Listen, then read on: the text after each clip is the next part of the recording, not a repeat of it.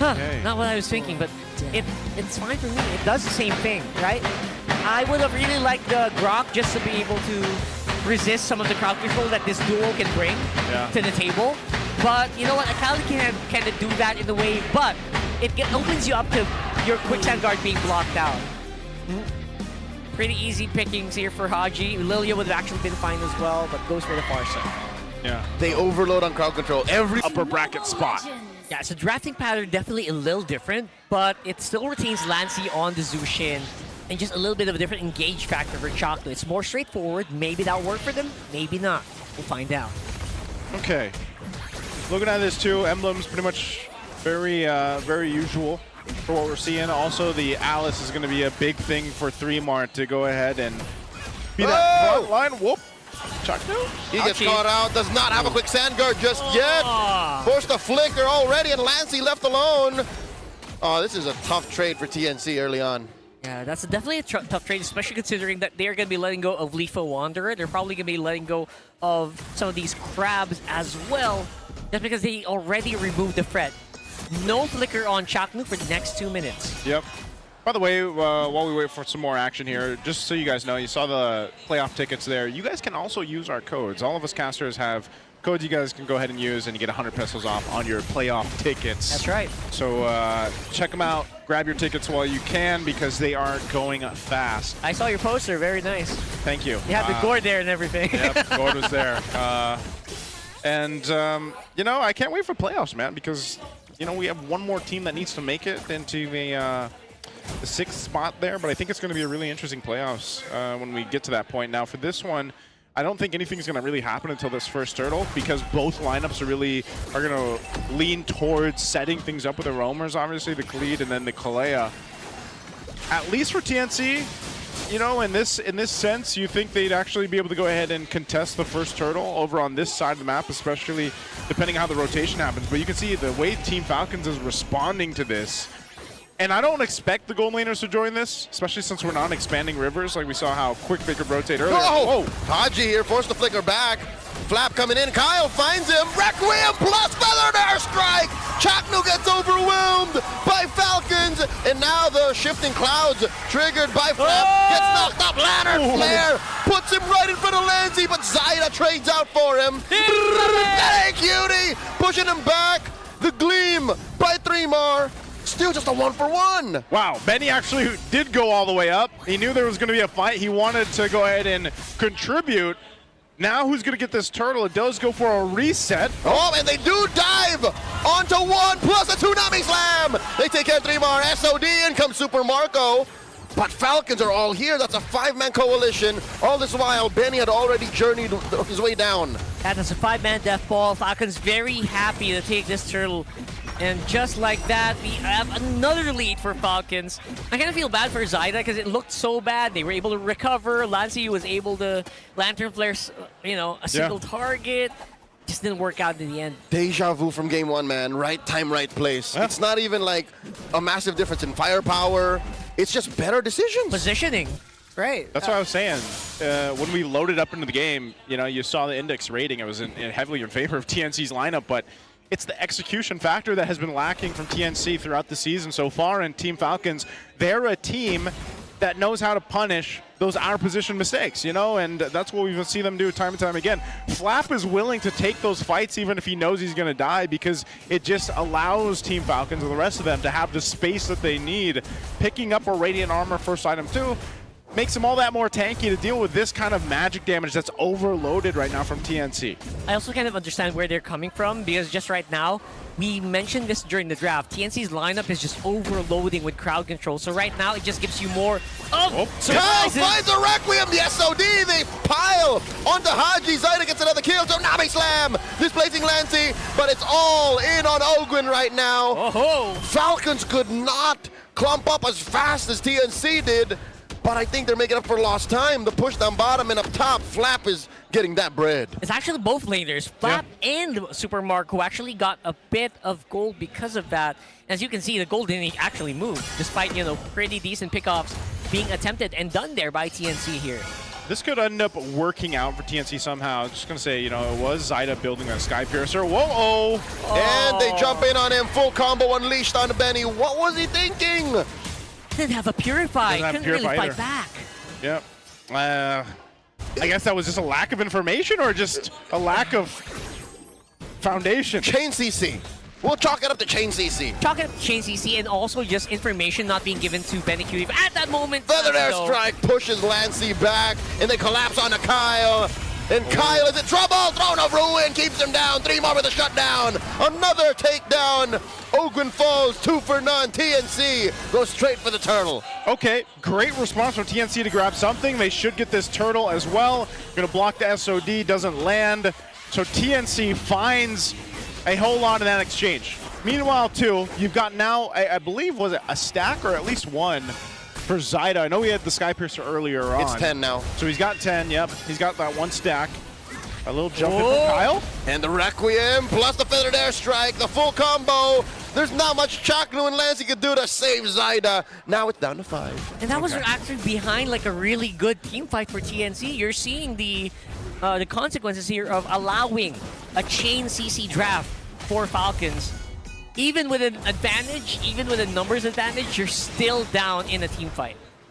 Yeah, and I think a lot of that was also behind Freemar's execution. Yeah. I feel like after that initial play, didn't have the willingness to use a flicker. Weirdly enough, more than half of Alice's engages have to be premeditated. There's no freestyling a Throne of Ruin. Yeah, no surprise or anything. Exactly, so you have to be proactive with it. But the way Falcons playing is, Tsunami Slam out of nowhere. You better be ready.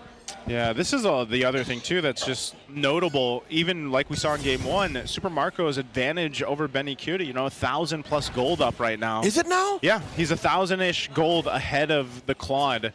And, you know, this tends to be... Whoa! Again, from out of nowhere, Tsunami Slam. But no follow-through. What's Oakland thinking here? Gets hit with that Lantern Flare. Still alive. Stays at about a half health. Okay, maybe even TNC is thinking twice.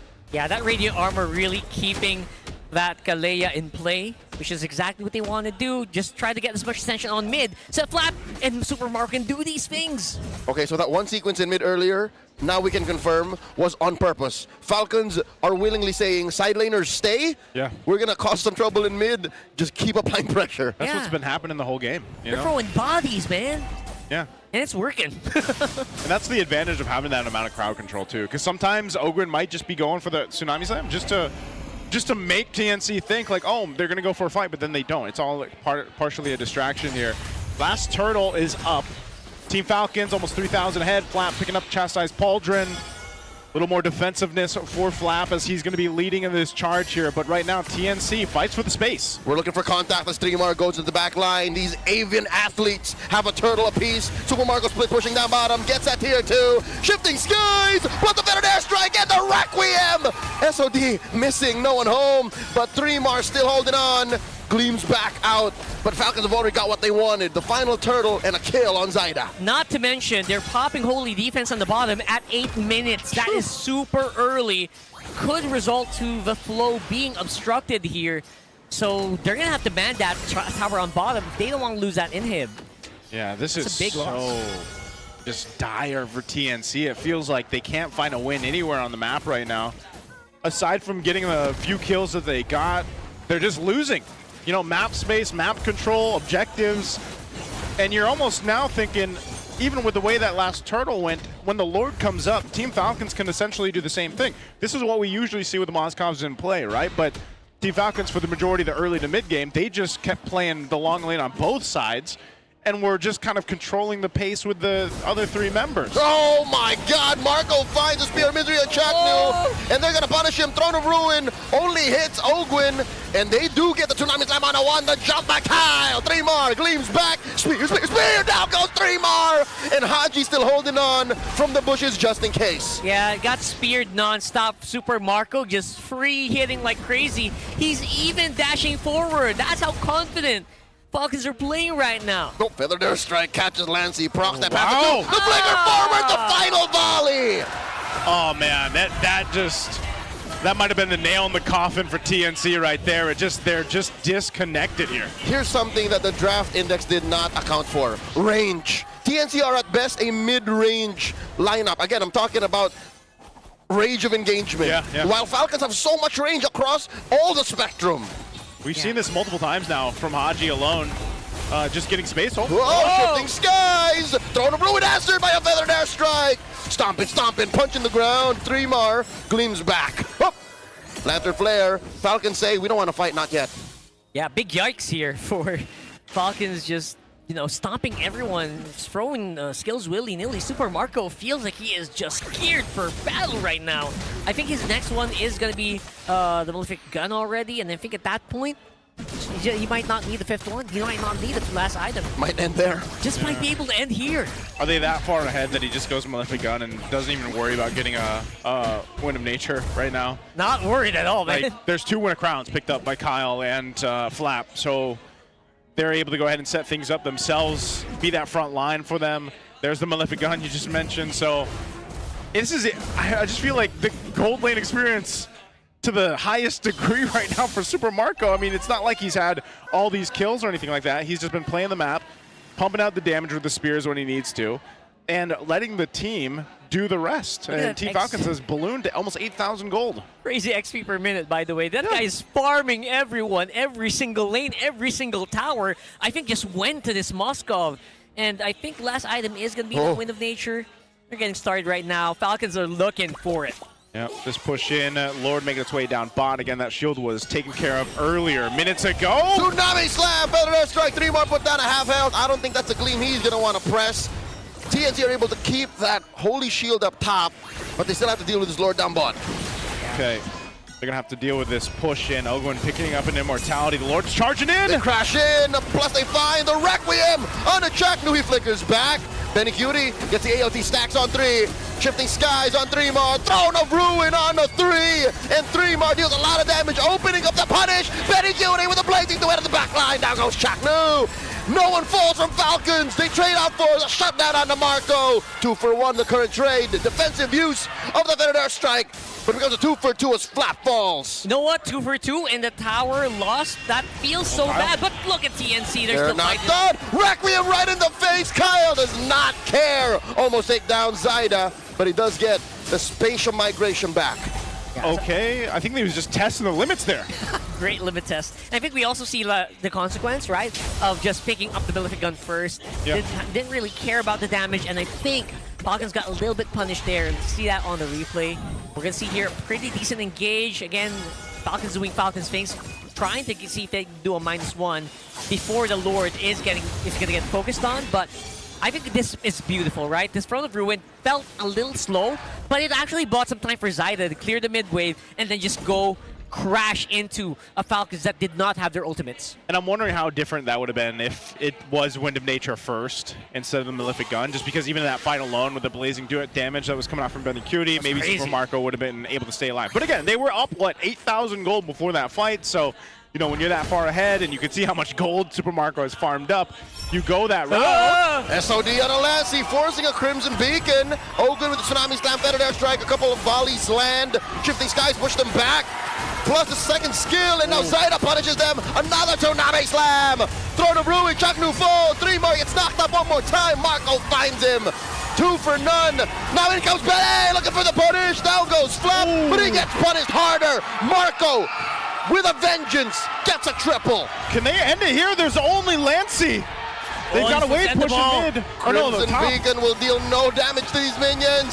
Team Falcons end it in a swift sweep as they take the series 2-0.